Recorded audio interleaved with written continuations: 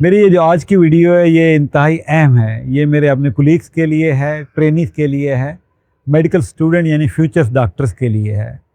आजकल के दौर में सोशल मीडिया सिर्फ़ एक तफरीह का ज़रिया नहीं, एक बहुत पावरफुल टूल है।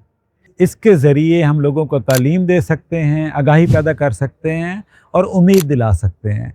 बदकिस्मती से पिछले चंद अरसे से इसका गलत इस्तेमाल भी हो रहा है। हमारा मरीज़ जो है वो कोई कंटेंट नहीं है और मेडिसिन सोशल मार्केटिंग नहीं है। हमें सनसनी नहीं फैलानी, लोगों को इल्म देना है, उनके अंदर आगाही पैदा करनी है। मैं पीएमडीसी के जो इक़दाम है about the social media guidance उसको सराहता हूँ।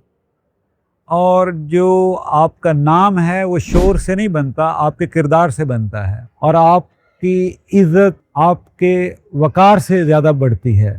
लोगों को आगाही पैदा करें, हेल्थ अवेयरनेस पैदा करें, उनके हेल्थ मिथ्स को ब्रेक करें, रादर उनको डराएं, उनके अंदर खौफ व हिरास पैदा करें। पीएमडीसी का ये कदम अगरचे देर से आया है लेकिन फिर भी एक इंतहाई अहम इक़दाम है हमारे मुआशरे में सोशल मीडिया के टूल को प्रॉपरली यूज़ करने के लिए।